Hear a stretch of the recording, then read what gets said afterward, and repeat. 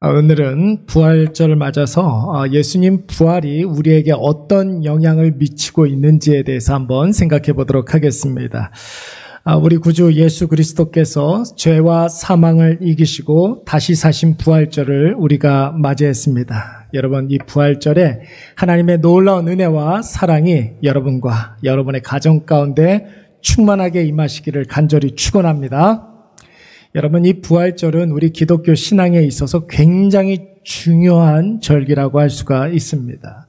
왜 그럴까요? 우리가 예수 그리스도를 믿는 이유가 바로 이 부활절과 직접적인 연관이 있기 때문에 그런 것이죠. 우리가 죄에서 자유케 되어서 예수 그리스도로 말미암아 구원함을 받은 것, 여러분, 이것이 우리의 신앙의 핵심 아니겠습니까? 여러분, 이 신앙의 핵심이 다 이 부활절에 담겨져 있기 때문에 여러분, 이 부활절이 우리 신앙에 있어서 굉장히 중요한 절기이지요. 예수 그리스도께서 십자가 고난을 받으시고 죽으심으로 저와 여러분의 모든 죄가 십자가에서 다 해결되었고, 예수님 죄와 사망 권세를 이기시고 다시 사심으로 말미암아 우리가 이제는 구원받은 하나님의 자녀가 된 줄로 믿습니다. 그래서 여러분, 우리가 지금 이 세상 가운데 하나님의 자녀의 권세를 지금 누리고 있는 것입니다. 오늘 주님 주신 이 부활절에 죄사함의 자유를 누리시고 하나님의 자녀됨의 놀라운 은혜를 체험하시는 저와 여러분이 되시기를 간절히 축원합니다. 제가 어렸을 적에 부활절 하면은 떠오르는 장면 두 가지가 생각납니다. 여러분들도 다 마찬가지일 텐데, 첫째는 부활절 새벽에 수많은 성도들이 모여서 광장에 모여서 부활절 연합 새벽 예배를 드리던 때가 생각이 납니다. 여러분, 그때 광장에 모인 수많은 성도들이 함께 부르던 찬송, 아까 전에 우리 찬양대가 불렀던 찬양, 주님께 영광 다시 사신 주. 여러분, 광장에 모여있는 수천의 사람들이 한 목소리로 이 찬송을 부르던 그 감격, 그 놀라운 은혜, 아직도 제 마음속에 이렇게 있습니다. 두 번째는 역시 먹는 거죠. 여러분, 부활절날 교회 가면 뭐 줬습니까? 어렸을 적에? 예, 삶은 계란을 꼭 줬어요. 그때는 왜 그 삶은 계란을 왜 먹어야 되는지는 잘 모르고 그냥 주니까 먹었지만, 여러분, 지금 이렇게 생각을 해보면 그때 이렇게 먹을 것 주고 또 선물도 주고 또 교회가 이렇게 가면은 잔치집 분위기였어요. 그래서 부활절 되면은 이 잔치집 분위기가 굉장히 좋았던 것 같아요. 그런데 여러분, 시간이 가고 세월이 흐르면서 부활절의 분위기가 점점 어때지는 것 같습니까? 점점 조용해지는 것 같아요. 부활절 연합 예배도 그렇게 많은 성도들이 모이는 것 같지가 않고 명맥을 계속 유지하고는 있지만 여러분, 많은 성도들이 모이는 것 같지는 않습니다. 교회에서 부활절 행사도 그렇게 많이 하는 것 같지가 않습니다. 아마 모르긴 몰라도 이 자리에 계신 분들 가운데 오늘 교회에 와서 오늘 부활절이구나 이렇게 깨달으신 분들도 아마 있을지도 모르겠습니다. 그러나 여러분, 우리가 꼭 기억해야 될 것은 무엇이냐면 부활절은 분위기로 그 중요성이 가늠되는 절기가 아니에요. 예수님의 부활의 의미는 행사나 선물 같은 것으로 결정되는 것이 아닙니다. 예수 부활의 중요한 이유는 무엇이냐면 예수께서 죽은 자 가운데서 3일 만에 다시 사심으로 말미암아 죄의 포로가 되었던 우리가 자유케 되고, 할렐루야, 하나님의 자녀로 우리가 새로워졌기 때문에 여러분, 이 부활절이 중요한 것입니다. 그 내용이 오늘 본문 말씀 고린도전서 15장 22절 말씀에 나와 있습니다. 우리 다 같이 한번 읽어볼까요? 시작. 아담 안에서 모든 사람이 죽은 것 같이 그리스도 안에서 모든 사람이 삶을 얻으리라. 아멘. 삶을 얻으리라. 여러분, 영어 성경에서는 여기에서 말하는 삶이라는 말을 new life라고 표현하고 있습니다. 그러니까 여러분, 누구든지 예수 그리스도의 부활을 믿으면 새로운 존재가 되어서 새롭게 출발할 수가 있고 새로운 삶을 살게 된다라는 뜻입니다. new life, 새로운 삶을 시작할 수 있다라는 것이, 우리는 이런 사람을 뭐라고 이야기합니까? 새로운 생명이라고 이야기하는 거예요. 존재와 신분과 소속이 완전히 달라져서 예수 그리스도의 그 부활로 말미암아 우리가 새로운 생명을 얻게 된 줄로 믿습니다.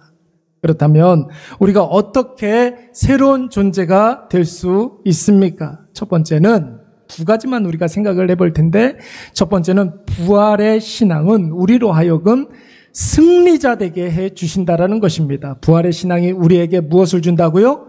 승리자 되게 해 주신다라는 것입니다. 우리 57절 말씀 다 같이 한 번 더 읽어보도록 하겠습니다. 시작.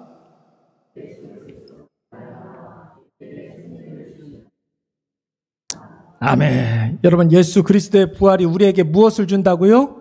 승리를 준다고 그랬어요. 승리를 준다. 그래서 우리의 마음속에 감사가 넘친다라는 것입니다. 예수께서 죽은 자 가운데서 다시 사셨다는 말은, 여러분, 다른 말로 표현해 보면 사망을 이기셨다, 죽음을 이기셨다, 이런 뜻이 있습니다. 여러분, 사망이 얼마나 강력합니까?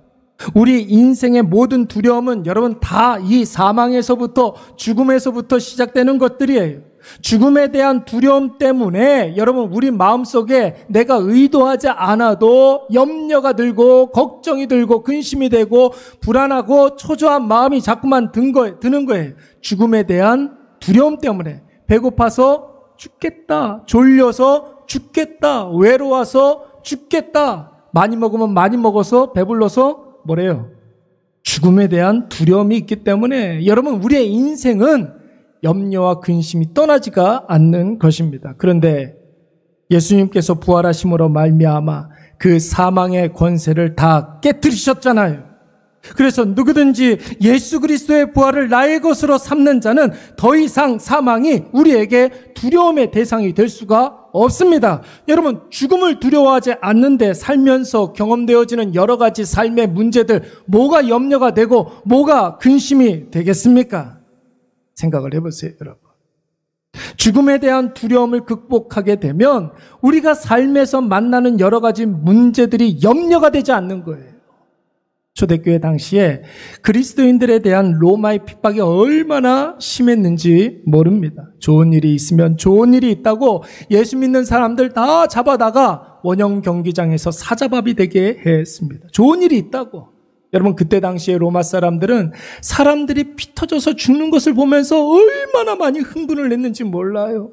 그래서 좋은 일이 있으면 반드시 그날의 사형수들을 사자밥 만들고 검투사들에게 희생양 만들고 이런 일들이 있었어요. 여러분, 로마 황제들은 자기 나름대로 정치적인 어떤 여러 가지 위기에 처했을 때 그때마다 예수 믿는 사람들 다 잡아다가 죽였어요. 근데 여러분, 참 이상한 것은 무엇이냐면 단 한 번도 예수 믿는 사람들이 저항을 하지 않는 거예요. 잡으러 오면 도망가지 않고 그냥 잡혀버렸어요. 죽인다고 하면 아멘 할렐루야 하면서 기꺼이 죽었습니다. 여러분, 그러니까 로마에서는 더 이상 예수 믿는 사람들 죽이는 것을 재밌어 하지 않았습니다. 심지어는 여러분, 로마가 기독교를 인정하기 시작하지 않습니까? 그리고 나중에는 기독교를 로마의 국교로 공인해서 이 기독교를 계속해서 장려까지 하는 거예요. 여러분, 어떻게 이런 일이 있을 수 있겠습니까? 초대교회 성도들에게 무엇이 있었을까요? 부활의 신앙이 있었던 거예요. 부활의 신앙이 있으니까 예수 그리스도께서 사망 권세를 다 깨고 이기셨기 때문에 그 예수 그리스도를 믿는 모든 사람들은 죽음이 이들에게 영향을 미칠 수 있다 없다? 없다라는 것이죠. 더 이상 죽음이 그들에게 두려움의 대상이 될 수가 없었던 것입니다. 죽음의 문을 열고 들어가면 사망을 이기시고 부활하셔서 우리를 위해서 기도하시는 예수님이 두 팔 벌려 우리를 맞이해 주신다는 확신이 있었기 때문에 죽음 앞에 당당하게 설 수가 있었던 것입니다. 여러분, 이것이 바로 부활의 신앙인 줄로 믿습니다. 여러분, 우리 가운데 큰 수술 해보신 분들이 더러 있을 거예요. 여러분, 수술실에 들어가면은 제일 먼저 마취과 의사 선생님이 다가와서 숨을 한번 크게 들이마시라고 합니다. 숨을 들이마시면 기억이 있어요, 없어요? 그때부터는 기억이 없어요. 잠깐 자고 일어났는데 수술 다 끝났다는 거예요. 9시간짜리 수술이 끝났다는 거예요. 10시간짜리 수술이 끝났다는 거예요. 여러분, 죽음이 무엇일까요? 바로 이런 거예요. 이런 거예요. 죽음이라는 것은 다른 게 없어요, 여러분. 잠깐 선잠 자고 일어난 것 같은데 눈 떠보면 천국이에요. 여러분, 누가 우리를 맞이하고 계실까요? 눈 떠보면 누가 우리에게 눈을 마주하고 있을까요? 예수님께서 흐뭇한 미소를 지어가면서 엄마 미소로 우리를 바라보고 있을 것입니다. 이것이 바로 천국. 잠깐이에요, 잠깐. 초대교회 당시에 많은 그리스도인들을 죽였는데 어른들은 그나마 나름대로 그 죽음이 무엇인지 부활의 신앙이 있으니까 견딜 수 있는데 아이들은 그걸 잘 모르잖아요. 너무 무섭고 두렵고 떨릴 때 엄마가 틀림없이 그런 이야기를 해줬대요. 얘야, 괜찮아. 잠깐이야. 잠깐이면 우리 예수님께서 두 팔 벌려 너를 맞이해 주실 거야. 이렇게 위로를 했다는 거 아닙니까? 여러분, 인간이면 누구나 다 생로병사를 다 경험하게 됩니다. 태어나고 늙고 병들고 죽는 거. 여러분, 많은 사람들이 이 생로병사를 다 고난이요, 고행이라고 생각을 합니다. 예, 그렇죠. 여러분, 사람이 태어나는 것 자체가 얼마나 큰 고난입니까? 한번 물어볼까요? 여러분, 아가가 태어날 때 엄마가 아플까요? 아기가 더 아플까요? 엄마가 더 아플까요? 아기가 더 아플까요? 저는 출산을 안 해봐서 잘 모르겠는데 산부인과 의사들이 그런 얘기를 해요. 엄마들도 산모들도 굉장히 고통스럽고 정말로 뼈 마디마디가 다 해체되는 그런 어려움과 그런 힘든 가운데 있지만 태어나는 아이는 엄마보다 훨씬 더 아프다는 거예요. 여러분, 그 말 듣고서 신생아 보니까 여러분 거의 모든 아기들이 다 태어날 때 사람의 모양이라고 볼 수 없을 정도로 얼굴이 다 어떻게 돼 있습니까? 찌그러져 있죠? 예. 방금 태어난 신생아 얼굴이 온전하게 미끈하게 생긴 애들 나오는 법은 없어요, 여러분. 여러분, 그 얼굴 제대로 나오기까지는 적어도 보름 정도는 걸리잖아요. 여러분, 출생뿐만 아니라 나이 들면서 늙는 것 얼마나 고통스러운 일입니까? 이렇게 이야기하면 연세 드신 분들은 너 늙어봤냐? 이렇게 물어보실 텐데 여러분, 나이하고는 상관없이 한 살 한 살 먹는 것 자체가 곤욕이요 또한 우리에게 고통스러운 일들입니다. 멀쩡하던 사람이, 건강하던 사람이 어느 날 갑자기 중한 병에 걸려서 침대에 누워있다. 말로 다 할 수 없는 고통 아닙니까? 여러분, 죽는 것은 두말하면 잔소리죠. 근데 여러분, 이 생로병사가 어떤 특정한 사람만 경험하는 것이라고 한다면 고난일 수 있습니다. 그런데 여러분, 이 생로병사 모든 사람들이 다 한 번쯤은 겪는 그런 일들 아닙니까? 그렇다면 여러분, 누구나 다 피해갈 수 없는 과정이라고 한다면 그것은 고난이 아니에요. 하나의 어떤 지점으로 가는 과정이라고 볼 수가 있는 것이죠. 누구나 경험해야 할 과정입니다. 태어나고 늙고 병들고 죽는 일에 예외가 되는 사람이 있습니까? 없습니까? 없어요, 여러분. 그런데 이 과정 속에 우리 예수 그리스도가 계시다면, 그냥 예수님이 아니라 부활하신 예수 그리스도가 우리의 생로병사에 깃들어 계신다면 여러분, 우리의 생로병사는 희노애락은 더 이상 고난이 아닙니다. 하나님께로 더 가까이 가는 과정이 될 줄로 믿습니다. 주님 안에서 태어났다라는 것 얼마나 축복된 일입니까? 태어난 자체가 여러분 큰 축복이에요. 여러분, 부활하신 예수 그리스도 안에서 우리가 한 살 한 살 먹어간다. 그것은 뭘 의미하는 것입니까? 내가 주 안에서 성화되어지는 그런 과정 가운데 있다라는 것 아닙니까? 나이 먹는 것이 얼마나 복된 일인지 모릅니다. 부활하신 예수 그리스도 안에 있으면 여러분, 멀쩡하던 사람이 병 들어가지고 중한병에 걸린 사람들을 이렇게 들어보면 예수 안에 있는 그런 사람들은 그 병이 오히려 자기에게 복이라는 거예요. 왜요? 부활하신 예수 그리스도를 더 선명하게 볼 수 있기 때문에 그런 것이죠. 죽는 것은 여러분 두말하면 잔소리죠. 여러분, 죽음의 문을 열고 들어가면 우리의 상상을 초월하는, 우리가 예상할 수 없는 놀라운 복락의 천국이 우리를 기다리고 있는 줄로 믿습니다. 그 모든 과정이 여러분 아무리 힘들다 할지라도 우리에게 부활 소망 천국의 소망이 있기 때문에 그것 때문에 여러분 우리는 이 세상을 살면서 두려워하지 아니하고 염려하지 아니하고 근심하지 아니하고 오직 주님만 바라볼 수 있게 되는 줄로 믿습니다. 우리가 너무나 잘 아는 여러분 시편 23편 말씀을 보시면 뭐라고 그랬습니까? 내가 사망의 음침한 골짜기를 다닐지라도. 여러분 우리는 예수 그리스도로 인하여서 이미 승리자예요. 그렇기 때문에 우리가 사망에 있다 할지라도 여러분 음침한 가운데 있다 할지라도 골짜기 속에 있다 할지라도 부활하신 예수 그리스도께서 나를 무엇과 무엇으로? 지팡이와 막대기로 나를 안익해 주신다라는 거예요. 우리를 평안케 하시고 우리를 위로해 주시는 줄로 믿습니다. 그러므로 우리의 평생에 우리 앞에 놓여 있는 모든 일들을 승리자의 관점으로 바라보시기 바랍니다. 내 앞에 있는 모든 형편과 모든 상황들을 내가 이미 승리자라는 그런 관점에서 보시기 바랍니다. 그러면 여러분 그 모든 일들이 다르게 보일 거예요. 부활하신 예수 그리스도로 인해서 우리 이미 승리한 줄로 믿습니다. 그러니까 제발 좀 쫄지 마세요. 이 세상 살아가는 데 있어서 여러분 미리 겁부터 집어먹지 마세요. 여러분 이미 승리자라고요. 이미 이겼단 말이에요. 그렇기 때문에 우리의 모든 싸움은 이미 끝난 싸움인 줄로 믿습니다. 두 번째로 예수님 부활하셨기 때문에 우리는 절대로 흔들리지 않는다라는 것이죠. 여러분 우리 58절 말씀 다 같이 한번 읽어보도록 하겠습니다. 시작. 그러므로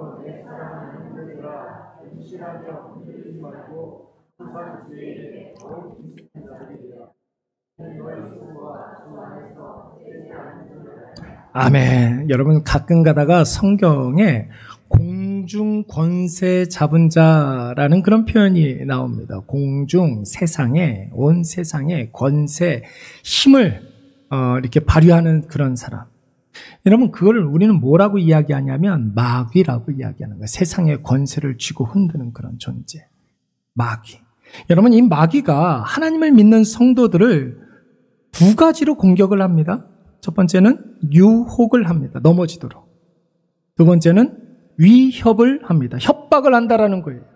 왜 그럴까요? 왜 마귀가 믿는 성도들을 유혹하고 협박하겠습니까? 이유는 단 하나예요. 하나님과 멀어지도록. 그래서 은혜로 살지 못하게 하고 말씀과 상관없게 살려고. 하나님의 자녀됨을 잊어먹게 하기 위해서 마귀는 끊임없이 우리를 유혹하고 협박하면서 위협합니다. 그런데 여러분 부활하신 예수님을 확신하는 성도들은 세상의 공격, 마귀의 유혹, 사람의 시험 이런 것들 때문에 절대로 흔들리지 않죠. 왜 그렇습니까? 마귀가 성도들을 흔들어내는 것은 여러분 수천 년 동안 계속되었던 일들입니다. 마귀는 마귀의 일을 하는 거예요. 그런데 여러분 마귀의 그 시험과 공격이 영원하지 않는다라는 것은 이미 분명한 일이에요. 여러분들이 지금 당하고 있는 세상의 유혹, 사람의 위협 이런 모든 것들은 영원하지 않아요. 여러분 곧 끝나게 됩니다. 금방 끝날 세상의 시험을 우리가 잘 이겨내면 영원하신 예수 그리스도로 인해서 오는 그 기쁨이 더욱더 충만해질 줄로 믿습니다. 여러분 그 모든 시험을 이기고 나면 오히려 우리는 이만큼 커 있을 것이고 마음속에 감사와 기쁨이 늘 충만해지는 거예요. 넘쳐 흐르는 거예요. 가끔 가다가 여러분 욥기서를 이렇게 보면은 여러분 욥기의 주제가 무엇입니까? 욥의 뭐라 그래요? 욥의 고난 그렇게 이야기하잖아요. 아니 그냥 수식어처럼 강용구처럼 사용되고 있어요. 욥하면 고난을 우리가 생각을 많이 하는데 지난번에 제가 끼니 성경 때 이 긴 호흡으로 욥기서 말씀을 쭉 이렇게 읽어보면서 욥기서가 이야기하고 있는 것은 고난이 아니다라는 그런 생각이 들었어요. 욥기의 주제는 여러분 무엇이냐면 욥이 왜 흔들렸는가? 욥이 왜 힘들어했는가? 이것이 주제예요, 여러분. 욥이 여러분 흔들린 이유가 무엇입니까? 욥이 왜 괴로워했던 이유가 무엇입니까? 10명의 아들, 딸들이 어느 날 갑자기 다 죽어서 그런 것입니까? 가지고 있었던 재산 다 날렸기 때문입니까? 갑자기 생긴 불치의 병 때문에 그랬을까요? 사랑하는 아내가 욕하고 비아냥거렸기 때문에 그런 것입니까? 그런 게 아니에요, 여러분. 욥이 정말 고통스러웠던 것은 무엇이냐면 욥이 고난당하고 있다는 소식이 욥의 세 친구들에게 알려지게 됩니다. 그래서 그 세 명의 친구가 욥을 신방하러 오는 거죠. 여러분, 여기까지는 참 좋습니다. 여러분, 고난당하는 사람 있으면 가서 위로도 해주고 신방도 해주고 그래야 되는 거겠죠. 욥의 세 친구가 신방 와서 한다는 말이 무엇이냐면, 욥이 너 지금 고난을 당하고 있는 것은 네가 분명히 남모르는 죄를 지었을 거라는 거예요. 그래서 하나님에 떠나서 너에게 이런 일들이 벌어진다라고 이야기하고 있는 거예요. 여러분, 욥이 이것 때문에 고통스러웠던 것입니다. 자녀들 다 죽어도, 가진 재산 다 날려도, 병들어 지금 당장 죽어도, 아내가 비아냥거려도 하나님 나와 함께 하신다는 확신이 있으면 이길 수 있는데, 자꾸 주변에서, 그것도 친한 사람들이 하나님이 너를 떠났다고 하니까 욥의 마음에 괴로움이 찾아오는 거예요. 그런데 여러분, 하나님이 욥에게 뭐라고 말씀하십니까? 나는 한 번도 너를 떠난 적이 없었다. 늘 너와 함께 했고 항상 너를 지켜줬고 변함없이 너를 인도해 주실 것이다. 이 말씀을 하나님께서 욥에게 계속해서 말씀하고 있는 거예요. 여러분, 이것을 깨달은 욥이 뭐라고 고백합니까? 욥기서 23장 10절 말씀에 뭐라고 그랬죠? 우리 다 같이 한번 읽어볼까요? 시작. 그러나 내가 가는 길을 그가 아시나니. 아멘. 우리가 무엇처럼 나아가리라? 순금같이 정금같이 나아가리라. 여러분, 우리가 가는 길 알고 가는 사람이 누가 있겠습니까? 내가 가는 이 길은 오직 나와 함께 하시는 하나님만이 아시는 줄로 믿습니다. 그러나 여러분, 확실한 것 한 가지는 있어요. 결국에 이 길이 끝에서 우리가 순금으로 정금되어서 하나님 앞에 나아갈 줄로 믿습니다. 사랑하는 여러분, 예수 부활 신앙 가지고 있으면 여러분 어떤 상황이 있어도 우리가 흔들리지 않는다는 거예요. 복음서에서 예수님께서 부활하시고 난 다음에 제자들에게 뭐라고 말씀하셨습니까? 계속해서 반복해서 말씀하시는 바가 있었어요. 너희들에게 평안이 있으라. 부활하신 예수님께서 제자들에게 첫 번째로 하셨던 말씀이 무엇이냐면 평안이 있으라. 내가 너와 함께하기 때문에 평안하라. 두려워하지 말고 계속 하던 일을 계속해라. 이렇게 말씀하고 계시는 거예요. 그래서 여러분, 마태복음 28장까지 있거든요. 마태복음이 28장까지 있는데 마지막 절에서 뭐라고 이야기를 하고 있느냐면, 우리 다 같이 한번 읽어보겠습니다. 시작. 내가 너희에게 분부한 모든 것을 가르쳐 지키게 하라. 볼지어다 내가 세상 끝날까지 너희와 항상 함께 있으리라 하시니라. 할렐루야. 세상 끝날까지 우리와 함께 하신다고 약속하셨습니다. 부활하신 예수 그리스도께서. 부활하신 예수 그리스도께서 지금 우리와 함께 하시는 줄로 믿습니다. 언제까지? 세상 끝날까지. 환경과 조건은 금방 바뀌어요. 여러분, 영원하지 않습니다. 영원한 것은 죽음 권세를 이기시고 부활하신 예수 그리스도 한 분밖에 없습니다. 사랑하는 여러분, 변하는 것 때문에 흔들리지 마시고 변함없는 예수로 인하여서 담대하시기 바랍니다. 여러분들도 가끔 보시겠지만 저도 유튜브를 통해서 가끔 새롭게 하소서라는 프로그램을 가끔 봅니다. 여러분, 거기에 나오시는 그 간장으로 나온 크리스천 셀럽들 한번 보세요. 결국 다 똑같은 이야기를 하는 거예요. 상황은 좀 다르고 형편은 또 다르고 자기의 입장은 좀 다르지만 여러분, 결국 하는 말은 다 똑같아요. 부활하신 예수 그리스도께서 나와 함께 하심을 내가 느끼고 깨닫고 고백하고 선포했다라는 것이죠. 어떤 분은 이미 그 확신을 가지고 계셔서 나에게 닥쳐오는 그런 여러 가지 문제들을 잘 능히 이겼습니다. 이렇게 얘기하는 분들도 있고, 어떤 분들은 문제가 먼저 다가와가지고 너무 힘들고 고통스러웠는데 그 문제가 지나고 난 다음에 깨닫게 되는 거. 예수 그리스도께서 살아계셔서 나와 함께 하시고 나를 지켜주시고 나의 길을 선하게 인도하신다는 사실을 깨닫게 되었습니다. 이 두 가지로 나누게 되는 거예요. 제가 아주 인상 깊게 봤던 어떤 연예인 중에 하나는 자신이 어떤 상황 속에서도 당당한 그런 연예인, 자신 있게 사는 이유가 무엇이냐면, 많은 사람들에게 부활하신 예수 그리스도께서 나와 함께 하신다는 이야기를 계속해도, 이렇게 설명을 해도 주변에 있는 사람들이 잘 이해하지도 못하고 그냥 단순히 종교에 심취해 있는 연예인 정도로만 생각을 했다라는 거예요. 그래서 스스로 본인이 자청해서 자기가 새롭게 해소서에 나가고 싶다고 자청해가지고 나왔다고 하더라고요. 그래놓고 하는 소리가 무엇이냐면 이제 모든 사람들 다 들으라고 공식적으로 나 이렇게 산다고 선포하는 거예요. 지금의 나를 지탱해주고 지금의 나를 있게 한 것은 오직 사망 권세를 이기시고 다시 사신 예수 그리스도입니다. 공식적으로 세상에 대해서 선포를 하고 있더라고요. 사랑하는 여러분, 한번 보십시오. 예수님께서 부활하시고 난 이후에 가장 큰 변화가 무엇입니까? 예수님께서 우리에게 성령을 보내주신 거예요. 예수의 영. 성령을 우리에게 보내주셨습니다. 여러분, 성령께서 하시는 일들이 무엇입니까? 요한복음 14장, 16장 이런 데 보시면은 성령에 대해서 예수님께서 설명해 주시는데 성령이 우리에게 임하게 되면 나타나는 현격한 변화 한 가지가 있다는 것이죠. 그게 무엇이냐면 내 안에 있는 모든 것들이 다 드러나게 되는 거예요. 성령이 임하면 내 안에 있는 죄악된 것들, 추잡한 것들, 더러운 것들 다 드러나서 그것들이 너무나 혐오스럽게 여겨지는 거예요. 그것을 어떻게 버리지 않으면 견딜 수 없는 마음이 생기는 것입니다. 그래서 그 모든 것들을 성령을 의지해서 회개하고 다 쏟아 놓으면 하나님께서 우리의 그 빈 마음에 무엇을 주실까요? 성령의 기름을 부어주시는 줄로 믿습니다. 모든 죄가 다 도말되어진 그 빈 마음에 성령의 기름을 부어주시는 거예요. 그래서 우리의 마음 가운데 은혜로 가득 차서 날마다 기뻐하고 믿음으로 가득 차서 어디에 있든지 담대해지고 여러분 우리의 마음 가운데 말씀으로 가득 차서 여러분 인생에 이래야 되나 저래야 되나 선택의 순간에 여러분 선택이 어렵지 않게 느껴지게 되는 줄로 믿습니다.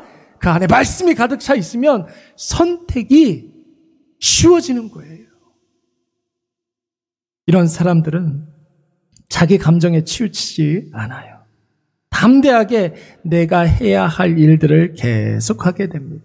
주변 상황에 영향을 별로 받지 않습니다. 내가 하던 일들을 계속 감당하는 거예요. 내가 직분 감당하던 그 직분 계속 감당하게 되는 거예요. 사람이 영향을 미치지 않아요. 상황의 변화 그것이 영향을 미치지 않아요. 오직 살아계신 예수 그리스도, 부활하신 예수 그리스도 앞에 예수님께서 해라 말씀하신 그 사명에 집중하게 되는 것이죠. 우리가 다음 주에 전도 대상자들을 적어서 이제 제출하게 될 터인데 여러분 마찬가지예요. 내가 전도해야 할 그 사람의 변화 그것과는 상관없이 내가 해야 할 그 기도는 계속해서 하게 되는 거죠. 근데 여러분 꼭 기억하십시오. 내가 누군가를 위해서 기도하면 그 사람은 자기 자신이 변화가 되어지는 것은 몰라도 기도하는 사람은 알게 되는 줄로 믿습니다. 그래서 여러분 기도가 굉장히 위대한 거예요. 자기도 모르는 자기 자신을 기도하는 사람은 알게 되는 거예요. 여러분 꼭 기억하십시오. 우리가 신앙생활을 하면서 사람이 보이기 시작하면 그 사람과 나를 비교하기 시작합니다. 그러면 여러분 영락 없어요. 본전 생각이 나고 흔들리게 됩니다. 우리 애를 둘러싸고 있는 상황과 형편을 바라보면 여러분 나 자신이 상황보다 작게 느껴지기 때문에 스스로 시험에 들 때가 굉장히 많이 있습니다. 그러나 부활하신 예수님 붙잡고 있으면 절대 흔들림이 없을 줄로 믿습니다. 우리가 잘하는 것은 잘하는 대로 쓰임받고 못하는 것은 못하는 대로 쓰임받게 될 줄로 믿습니다. 이제 말씀을 맺도록 하겠습니다. 여러분 오늘 본문 말씀 58절 중간에 보시면 항상 주의 일에 더욱 힘쓰는 자들이 되라 이렇게 이야기하고 있습니다. 항상 언제나 주의 일에 힘쓰는 자가 되라. 여러분 어떻게 변함없이 주의 일에 힘쓰는 자들이 될 수가 있겠습니까? 오늘 우리가 들었던 말씀 두 가지 꼭 기억하십시오. 예수님의 부활이 우리를 승리자 되게 해주신 줄로 믿습니다. 이미 세상을 이겼는데 여러분 감당하지 못할 일이 뭐가 있습니까? 내가 승리자라는 사실을 확신하고 그 승리자의 관점으로 내가 해야 할 일들을 보면 해야 할 이유가 명백해지는 것이지 하지 말아야 될 이유를 찾지 않게 되는 거예요. 두 번째, 세상과 사람에 대해서 우리가 절대로 흔들림이 없게 되는 것이죠. 그러면 하나님이 나에게 원하시는 그 일들에 집중하게 될 줄로 믿습니다. 여러분 오늘 본문 말씀 끝에 뭐라고 그랬습니까? 지금 우리가 하고 있는 이 수고가 어떻게 된다고 그랬어요? 우리의 수고가 주 안에서 헛되지 않게 된다라는 거예요. 지금 여러분들이 하고 있는 모든 것들, 내가 눈으로 보고 있는 거, 손가락 까딱까딱 움직이는 거, 내 발걸음 하나, 내 생각 하나, 그 모든 것들이 다 주 안에서 의미 있게 되고 가치 있게 됨으로 말미암아 하나님께서 절대로 헛되지 않게 해주신다라는 것입니다. 하나님께서 반드시 그 행위의 심판의 날에 값을 쳐주실 줄로 믿습니다. 오늘 이것을 꼭 기억하셔서 부활하신 예수 그리스도 곁에 늘 함께 하시기 바랍니다.